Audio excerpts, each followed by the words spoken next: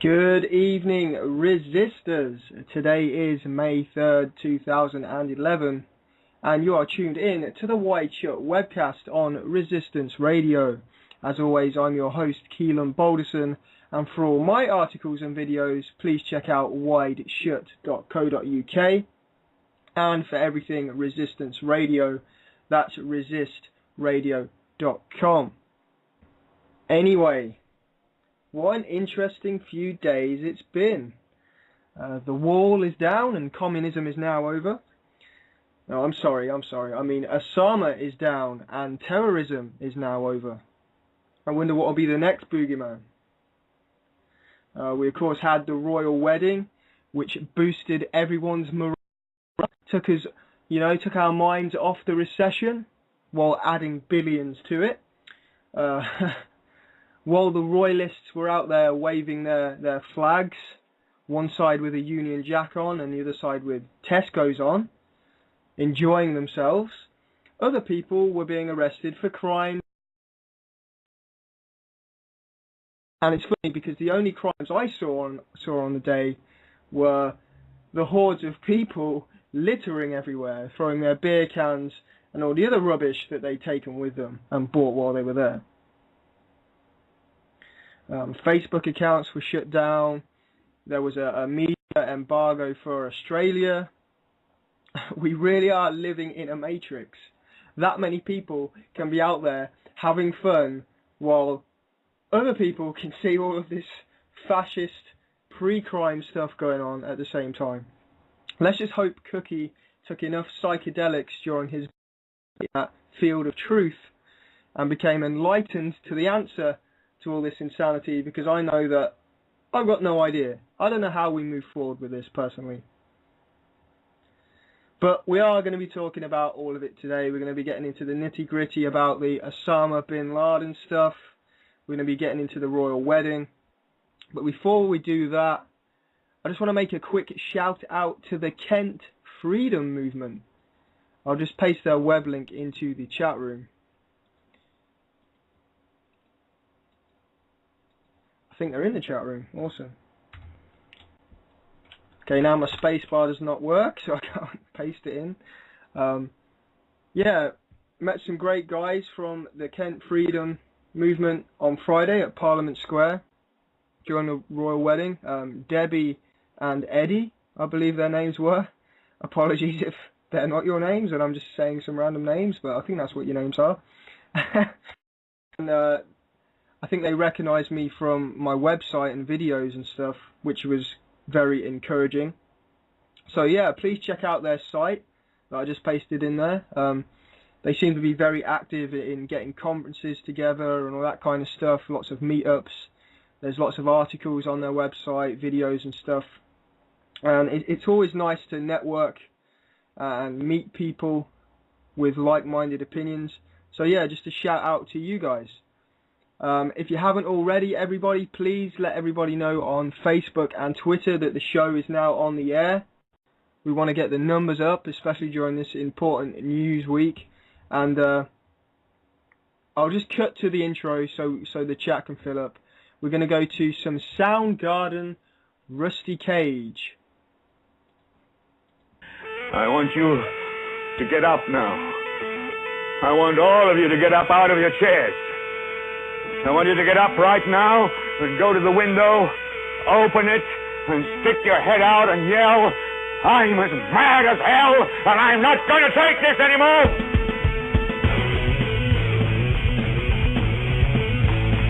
Resistance Radio.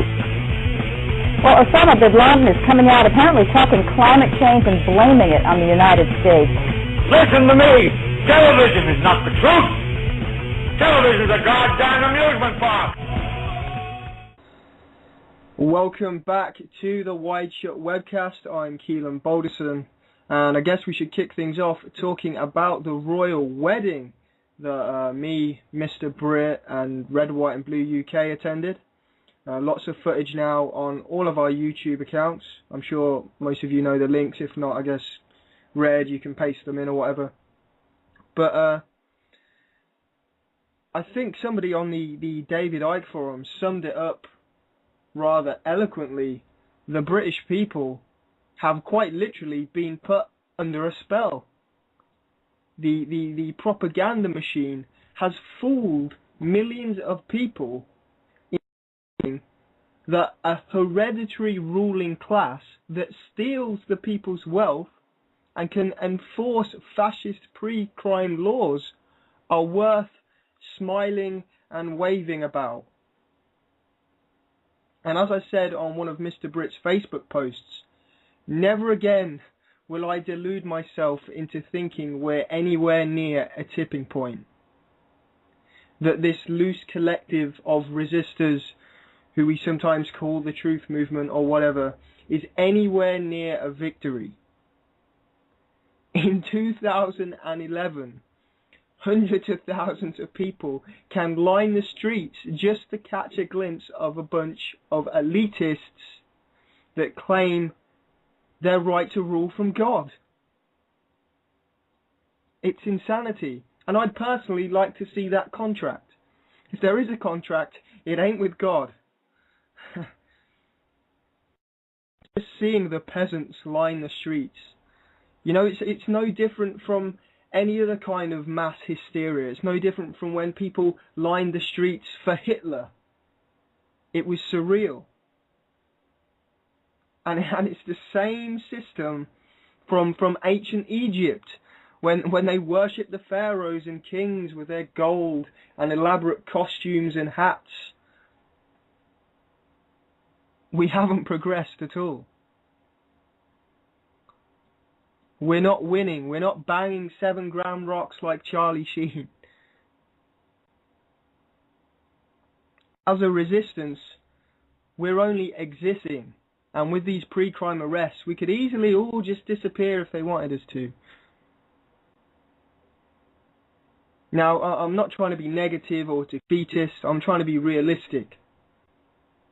I've said this before, that maybe winning is not the end goal here. Maybe the point is to simply choose the right side. Maybe that's the only purpose of our current cycle that we're on. Maybe we're just at the beginning stage. Maybe this is just the beginning of some kind of evolutionary process of waking up. Because I didn't see a hell of a lot of woken up people in London. I saw a lot of people waving flags, some with corporate symbols on the other side. And I know Lee and a few others talked about how maybe we've reached a point where we've done all we can to wake people up. And in a way, I agree. At the same time, I don't think that means we stop trying to wake people up to the ruling elite, to this corporate expansion of the New World Order, trying to get them to understand the illegal wars and what they're really about. I think that's part of choosing. But an awful lot of people are just not there yet. They're not there intellectually, they're not there psychologically, they're definitely not there spiritually. And I'm not trying to sound, new agey or arrogant, but some people's consciousness is just not there yet. They're not yet part of this awakening that we arrogantly call it. I think for a lot of people, it's going to have to take their children or their children's children to really help any of this progress. I think we've really underestimated the timescale involved here. This is going to be going on long after 2012. And I've also said this before, that people learn from their experiences, and some people, due to the propaganda and the nature of the system, are simply not aware of what's going on. So if they're not aware, how can they learn from the experience? They're not experiencing it. Ignorance is bliss, as they say.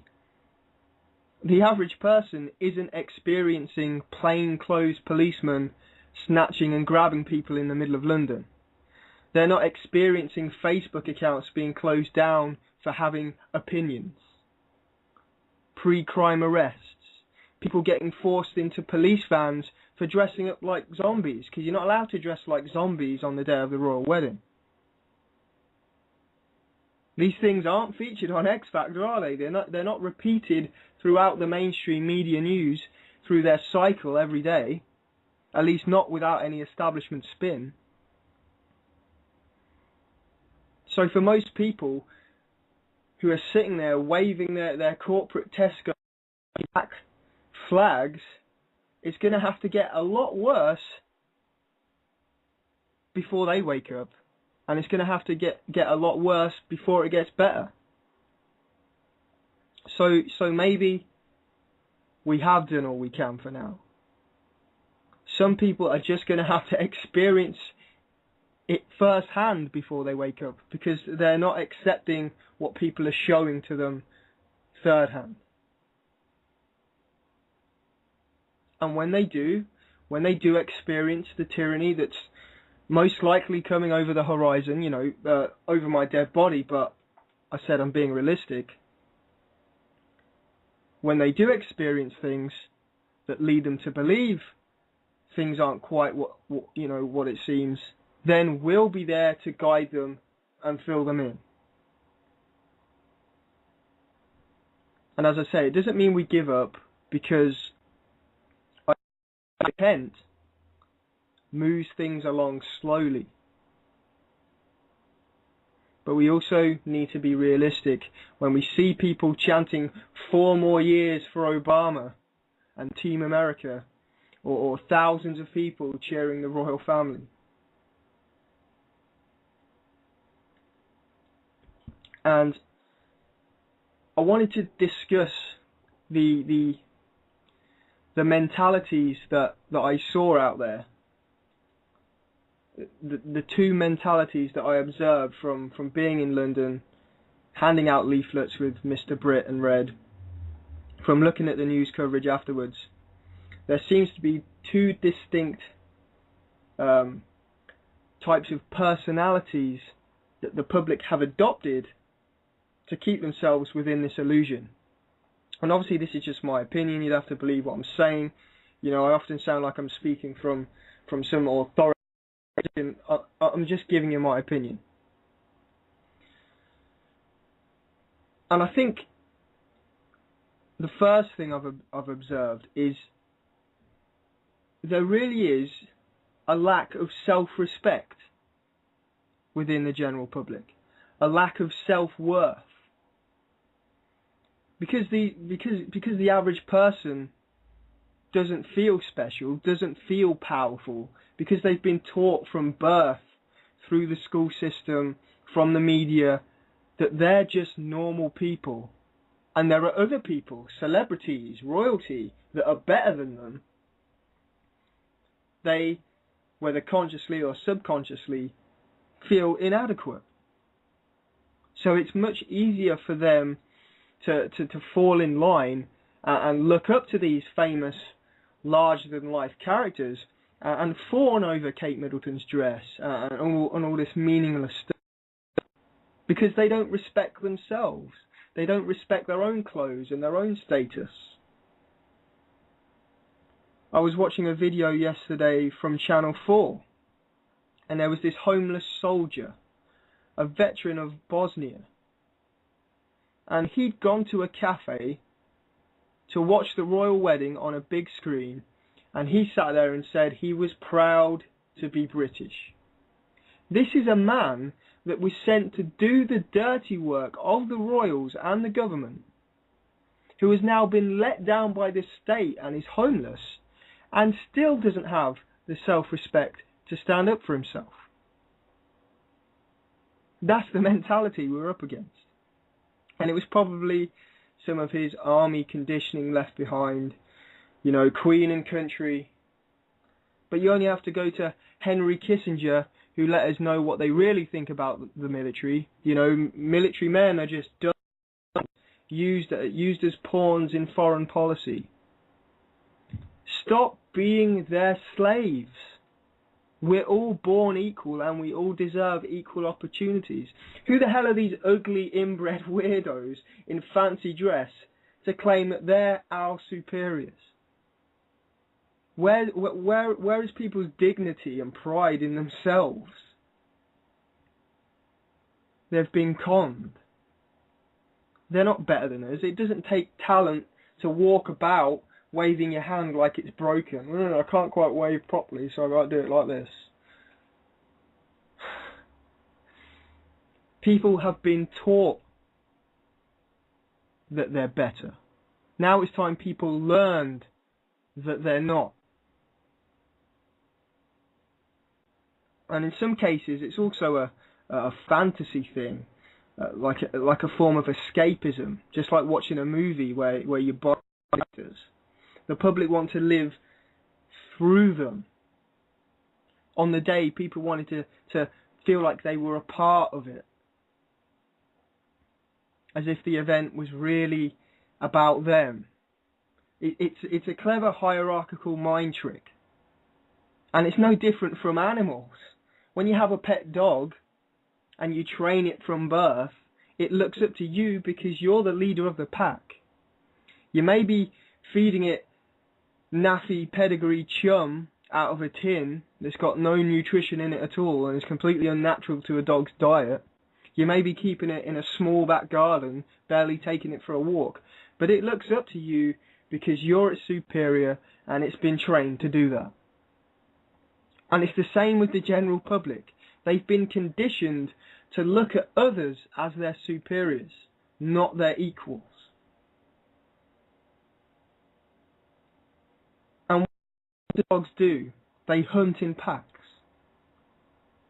Now, yeah, they've been domesticated and the pack system is within the family household mainly now. But what I'm getting at is there's a distinct hierarchy. And it's the same in people. Instead of looking at society and seeing the corruption and seeing that the elites run everything and that it's materialist and it's increasingly fascist, they see the powerful as the winners and they see everybody else as the losers, and they want to be on the winning team. It's a psychological trick. They want to be part of the dominant pack. They want to be part of that team. That's why you see the monarchists screaming, give us a wave, William. They want to feel like they're involved and they're part of the pack and that they're part of England. And this is the second mentality that I came across, that some people think they're part of the team and the royals are their royals. And if you talk bad about the royals, then you're talking bad about the team. The only problem is, you're not part of the team. You're just a peasant. And one guy actually got quite uppity and in my face, like I was personally offending him. Well, mate, unfortunately, you're not part of the team. Do you honestly think the royals in their palaces and Rolls Royces, do you honestly think they care about you? And he was coming out with all of these weak arguments. He said, well, what about the imports and the exports? What about the imports and the exports? What, just because it says on your import letter, is revenue and customs, you think we won't be able to run imports and exports without them? They do nothing for us. They just stamp their name on all these things and it makes it seem like they're doing lots of things to make us money. They do nothing. The royal PR machine has done an excellent job in spinning it to make it seem like they make us money. And I would say that doesn't even matter anyway. Even if they did, they still represent tyranny and a bloody empire. And they're a stain on the history of freedom. But if people want to talk about the money, then let's talk about the money. Where did they get their initial wealth from? Where do you think they started from? They started by stealing and by taking over countries by force and claiming wealth by birthright. So personally, to just start with on that basic level. I don't want any part of that blood money anyway. And secondly, the majority of the money they make today is autonomous. It would be made whether they were there or not. They don't make the money. They claim title to it. And the biggest argument that you'll see thrown around is that the Crown Estate, which is their portfolio of properties and businesses and farms and all that kind of thing. Yeah, the royals, they don't eat, genetically modified foods. They grow it all themselves. They have their big organic farms. Just thought I'd let you know that. But the big argument is that they give the state all this money and it offsets the money that the taxpayer, which is 180 million that we know about. But there's all this security that they don't even disclose. But the trouble is, it's a con. If you go to the Royal Gov website, it reads the following. It says, the Crown Estate is not the personal property of the monarch. It cannot be sold by the monarch. It's not theirs. They just sit there. They're like the managers that just waltz in every couple of weeks in their suits. It's not theirs. They're not the ones making the money. It's our money. And if we booted them out, the Crown Estate could still be operated. We can still have all their castles open to the public. We could open up more to the public because we won't have them sitting in there and collecting all their useless tat over the years. We can open it all up and actually let and look at it from a museum standpoint. They only claim title to it. It's not their money. And they don't give it to us because it's not theirs to give. Now, if they were giving us money out of their personal coffers, people might have an argument. But, their personal wealth, I would argue, has been long hidden in accounts, and, you're never going to get to that. And they're never going to give any of that away. And as I said, it's blood money anyway. The Opium Wars were huge profit-making. It was a huge profit-making scheme for the royals. So, I personally wouldn't want any of that in the first. And this great wedding has cost us at least $1 billion. We paid 20 million plus for the security in the wedding itself. Then they made it a national holiday, so people were off work. Excuse me, and obviously the economy loses a ton of money because people weren't in work. And while people were in London, they bought beer and stupid flags and plates with Wills and Kate on them, and they stayed in hotels and whatever. But even the mainstream sources, none of them are saying any lower than $1 billion that it's cost the people. $1 billion in the negative. The CBI say $6 billion. Russia Today, obviously a bit exaggerated because they do have an agenda, but Russia Today says $1 billion, and it basically varies down to about $1 billion. But the doublethink here is amazing.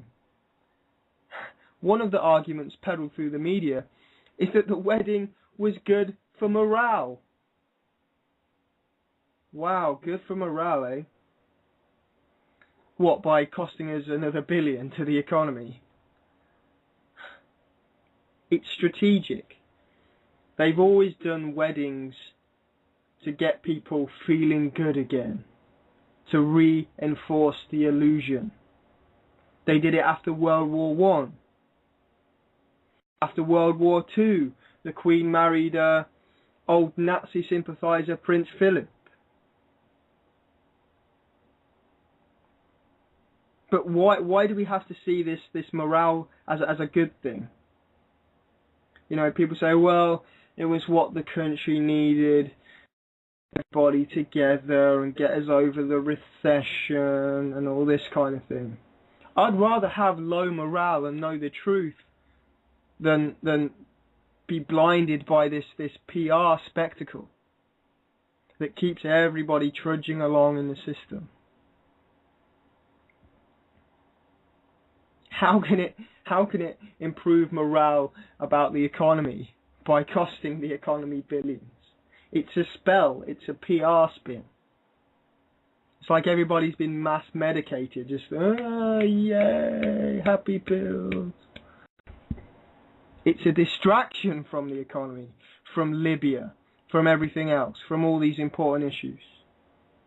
And people need to realise that they're not part of the team.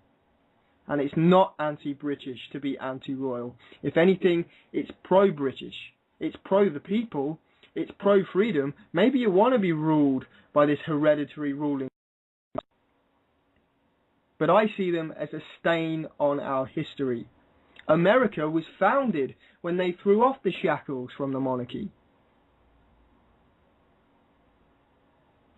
Of course, bankers soon took over America anyway, but the monarchy is a stain on human history. It's not a nice tradition.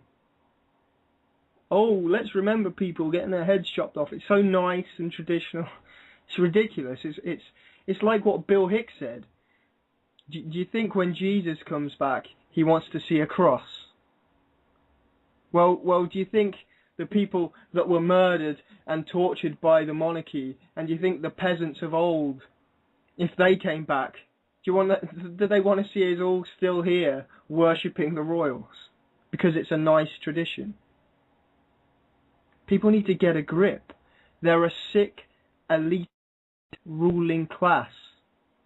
They invite dictators to the wedding. Prince Charles attends Bilderberg, and he's clearly an eco-fascist and has the snobbery to tell people to take less baths. It's alright, he can convert his car to run on wine. Unfortunately, we don't have access to a lot of wine, nor do we have Aston Martins. The Queen still meets with heads of state. She met the Obamas in 2009.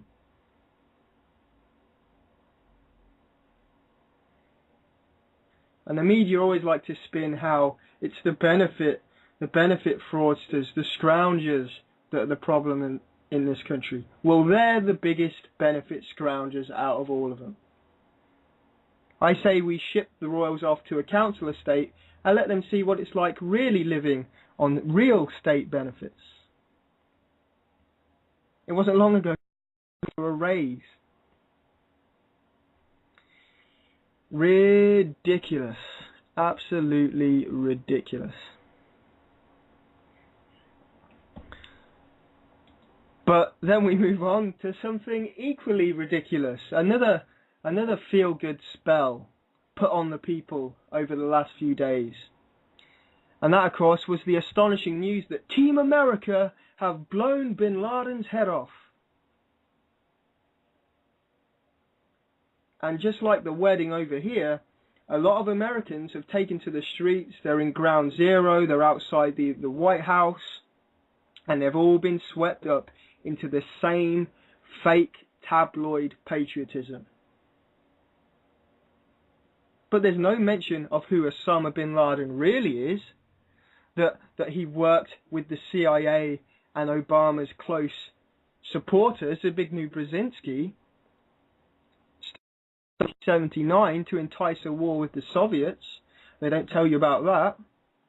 No mention that bin Laden's supposed Muslim extremist buddies were funded and supported by MI6 and the CIA in the 90s in the Balkans.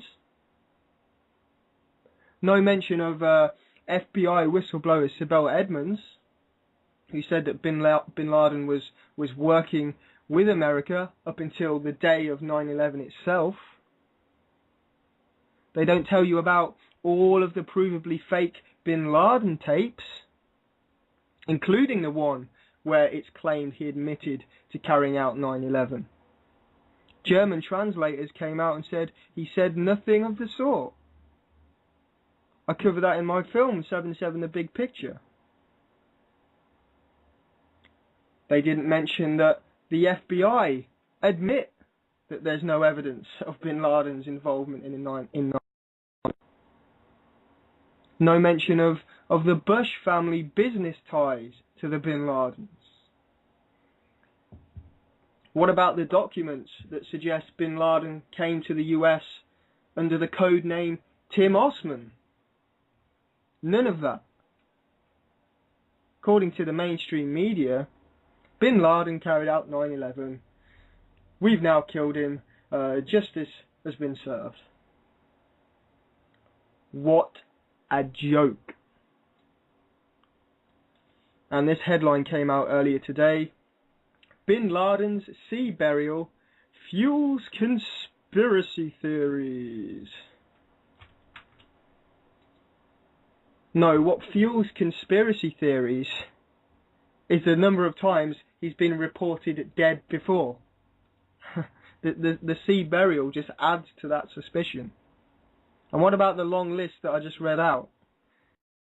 That's what fuels conspiracy theories.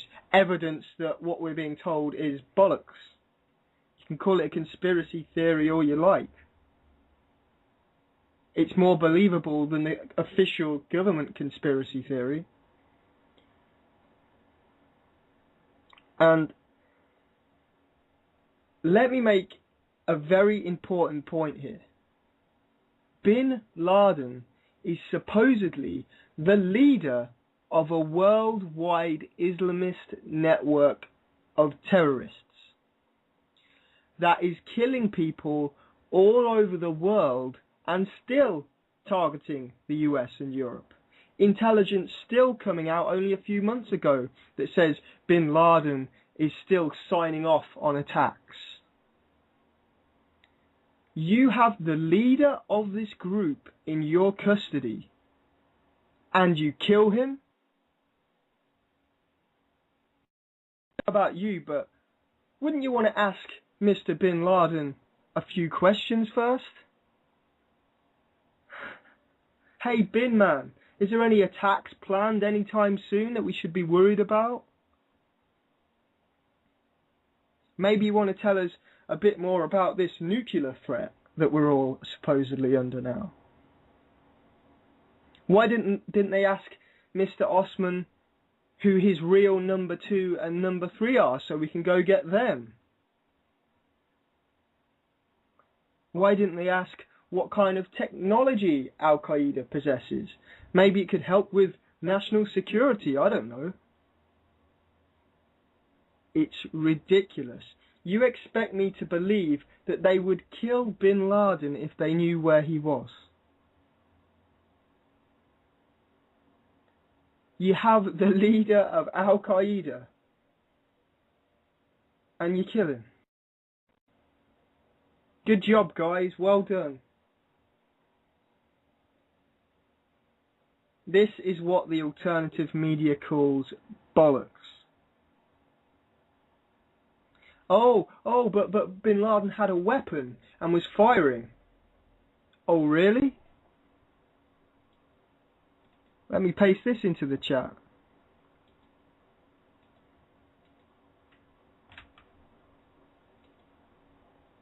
Osama bin Laden, US changes account of Al-Qaeda leader's death. The US has backed away from its initial account of the killing of Osama bin Laden, which claimed that the Al-Qaeda leader was carrying a weapon and fired it at US troops before he was shot dead. Oh, so they've changed their story already. Just like all the other official stories of every other major incident. They can't even make their mind up within the first day. I mean, were they there or not? Did he have a gun or not? It's not difficult. Or were there loads of bin Laden clones running around and they couldn't make out which was real? On Monday, John Brennan, a counter-terrorism advisor to Barack Obama, said bin Laden was engaged in a firefight with his assailants and he did not know if he got off any rounds. Other US officials briefed that he was firing at members of the US Navy's elite SEAL Team 6. However, subsequent briefings by US officials suggest that when confronted at the high security complex in Abbottabad, probably butchered that, bin Laden did not have a weapon and did not fire at his assailants. There's already contradictions in the official story. It's bullshit. Oh yeah, and how can bin Laden be in Pakistan anyway? I thought you guys said he was in Iraq, protected by Ahmadinejad. It's a big circus sideshow. Bin Laden is a Psyop. He's wherever they want him to be, doing whatever they want him to do to support the New World Order agenda. Trying to get some climate change taxes passed? Oh, well, look, there's a new Bin Laden tape. He's got a nice black beard this time, even though he was dying of kidney failure. But now he's talking about climate change. It's all a joke. And here's a link to an article that I did a while ago. It was mainly looking at the alleged European terror plot from, I think it was last year, that bin Laden had supposedly signed off on while he was in this Pakistan compound. Don't know how he managed that. I'll just paste this in the chat.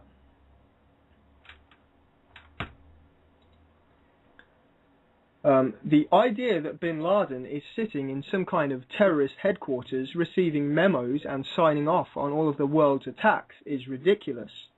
Firstly, there is ample evidence that he's been dead for years. The Pakistan Observer reported that bin Laden died of untreated lung complications and was buried in an unmarked grave in Tora Bora on December 15, 2001. This was picked up by the American media. Also, on December 26th, the Egyptian newspaper Al-Wafd carried a short obituary by a prominent official of the Afghan Taliban who was allegedly present at the funeral, stating bin Laden had been buried on or about December 13th. This was picked up by British news.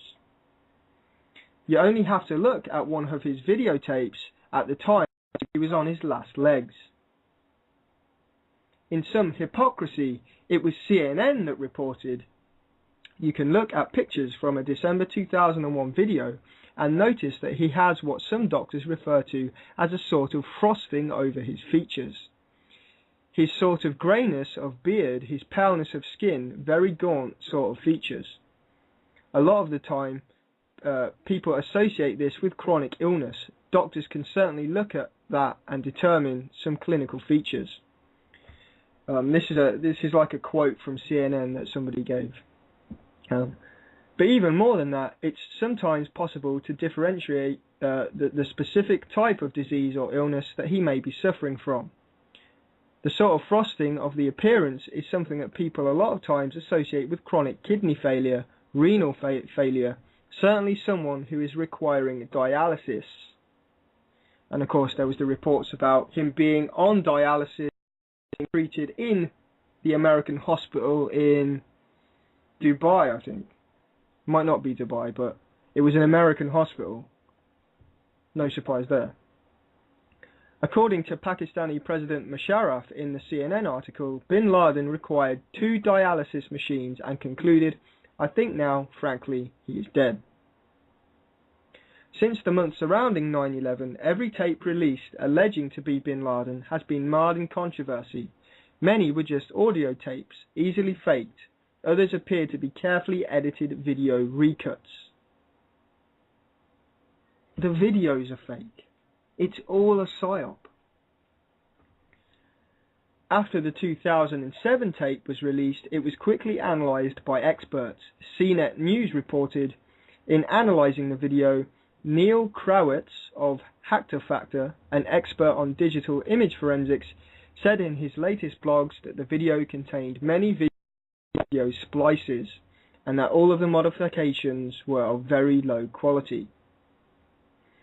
Although he may be dead, making it impossible for him to sign off on a European attack, experts have long argued that bin Laden wasn't even a figurehead in Al-Qaeda because the group itself never operated like an organized network in the first place. And I cover some of that in 7/7, The Big Picture, the fact that Al-Qaeda really means the base, and it links back to the training of the Mujahideen, when the CIA were working with bin Laden. And then Robin Cook and other security officials have come out and said that it didn't just mean the base, it meant the database of the trainees that were working with the CIA. It was something that was used on the intranet system that they all used at the time. So out on like a printout, Al-Qaeda, and they basically just adopted it from that. And then there's little evidence that bin Laden himself ever really used the term until after 9/11. It's all made up, folks. And something I didn't put in that particular article was the famous Benazir Bhutto quote when she said bin Laden was dead. And you have to weigh this up. What evidence has the US government shown us in the past week that bin Laden died the other day? And weigh that up with all the evidence and testimonies from people that said bin Laden died years ago. There's more evidence that he died years ago than the evidence that has been presented by the US. And they say they've used a state-of-the-art DNA equipment to get his DNA really quickly, because normally it takes longer than, because they just come out and said, yep, we've got his DNA. What are the people supposed to believe?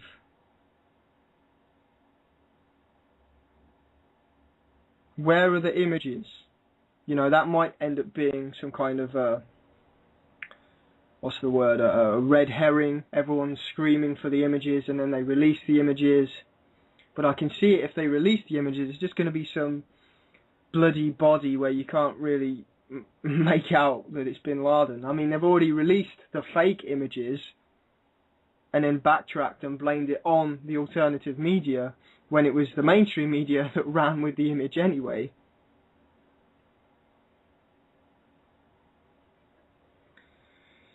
But I don't know, folks. I'm going to take a quick... I haven't got too long left. Actually, I'll just carry on anyway. Something I did want to talk about is this burial at sea.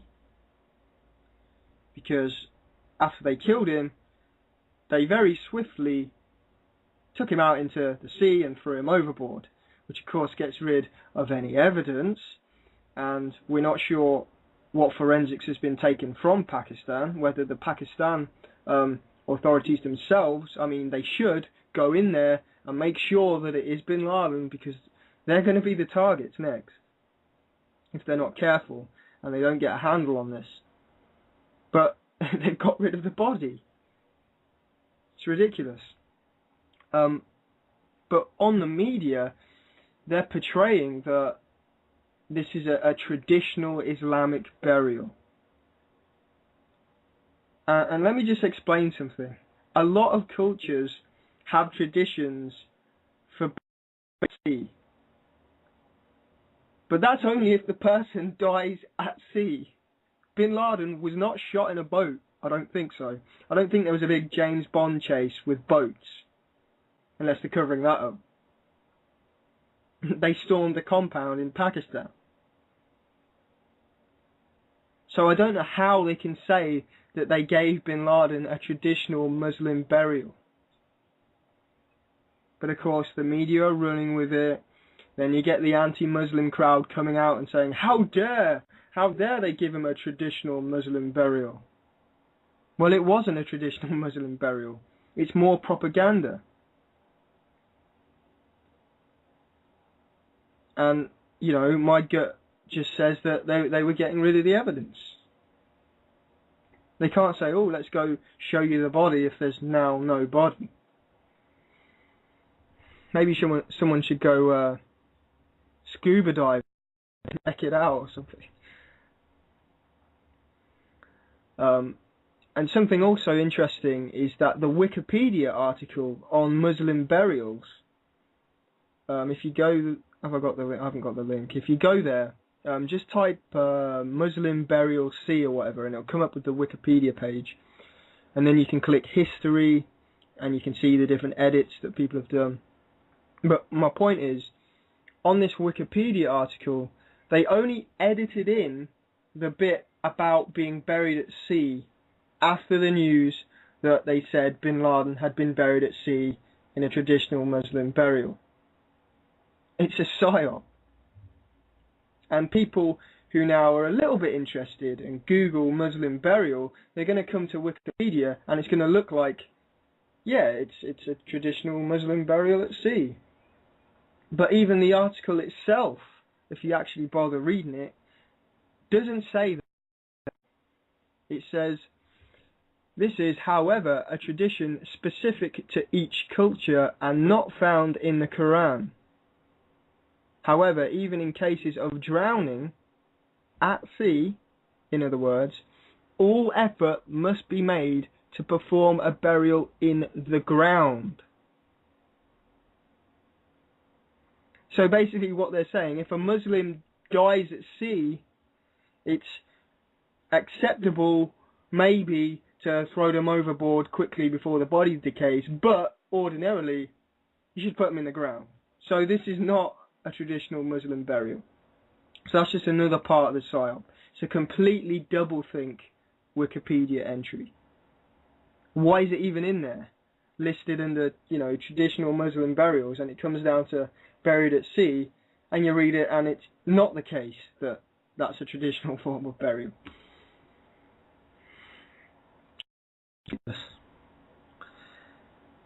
And, my conclusion, basically like most other people's, this is more or less a psyop. The elite want Obama re-elected, I guess, else they wouldn't be doing this. They want to move on from the birth certificate issue.